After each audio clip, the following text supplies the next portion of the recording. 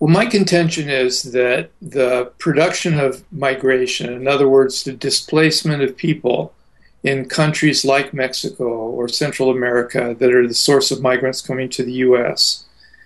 is part of the same globalized economic system that also is involved in using that labor here in the United States and in the other wealthy industrialized countries that workers are going to. And in fact, that there are corporations and big economic interests that benefit kind of on both sides of the border, you might say. So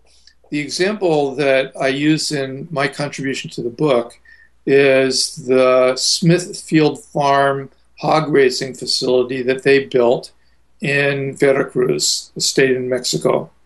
To begin with, Smithfield, which is a huge U.S. meatpacking company, had a lot of hog raising operations on the East Coast that were producing a lot of effluent from the pigs that was collected in big holding ponds that eventually were leaking into Chesapeake Bay. And so the Environmental Protection Agency got on Smithfield's case and forced the company to spend millions and millions of dollars on a sewage treatment plant for its hog effluent before it was discharged into waterways. Then when NAFTA, the North American Free Trade Agreement, was passed, Smithfield right away built a huge hog raising facility in Veracruz where Mexican environmental laws are not nearly as strongly enforced, and where it was not forced to build a sewage treatment plant to treat the product of the hog raising facility. What that meant was, for the people of that area where this Carroll Farms facility was built, to begin with, life became pretty unbearable because the stench of the effluent that was collected in these ponds was just incredible, and people were having a very, very hard time just living with it. But then this was also the area that was the source of the H1N1 virus. Now, Smithfield and Carroll Farms deny that they had anything to do with the development of this virus, but it's very significant that this virus developed in an area in which thousands and thousands and thousands of pigs were now being raised in very unhygienic conditions, and they were already driving people out of the area. So between the sickness and the unbearable conditions, people began leaving this area of Veracruz, as people have from all over Mexico for that matter, for economic reasons, for environmental reasons, and wound up working as workers in the United States. Well, Smithfield also operates the largest hog slaughterhouse in the world in Tar Heel, North Carolina, where they slaughter 32,000 pigs a day. And many people from Veracruz wound up working in that slaughterhouse. And in the process of the reaction that those workers had to those working conditions, they began to participate in efforts to organize a union there, efforts that Smithfield opposed using a whole variety of extreme illegal tactics for 16 years.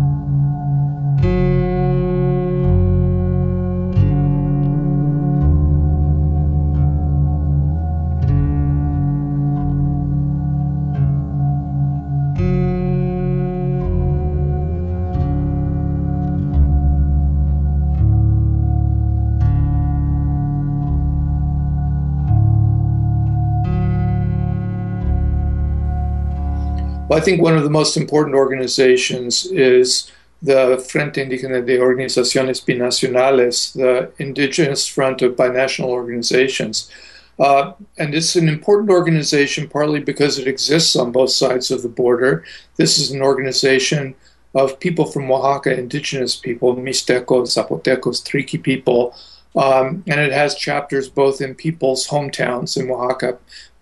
towns where people are leaving to become migrants. And also it has chapters in northern Mexico where people are working as wage workers in agriculture. And here in California where people are working as farm workers overwhelmingly. So the Frente Indígena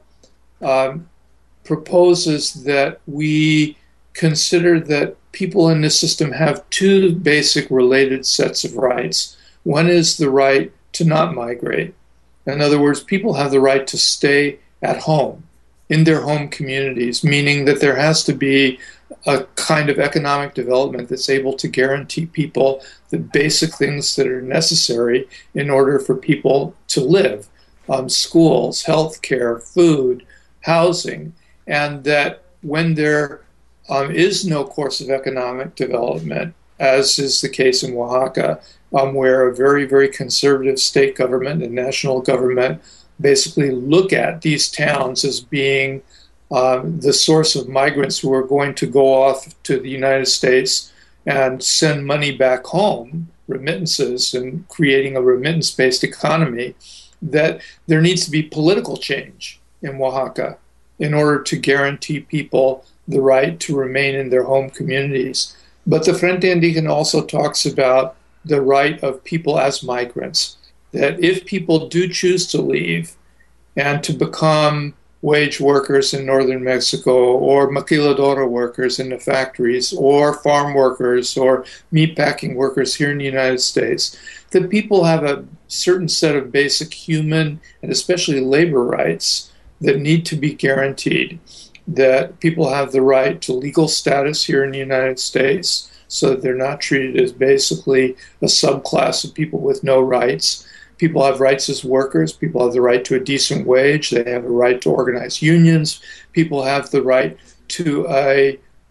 equal social status with the people among whom they're living as migrant people. And that this is part of food sovereignty too. We can't have food sovereignty that looks at the food needs of people as migrants, that doesn't also see that the reason why people don't have food security is because they don't have legal status, or people are being treated as sort of like a very exploitable labor force, as guest workers or as contract laborers, where the main objective of the system is to ensure that people work for as low wages as possible, meaning that people's income is so low that people can't even guarantee themselves the food that they need to eat, much less send money home to their home communities where people are dependent now on those remittances in order to be able to feed themselves. So food security means taking a look at the way all of the pieces of this system fit together and then proposing changes to it that are intended to guarantee people political rights, labor rights, human rights, and the right to food security and economic security.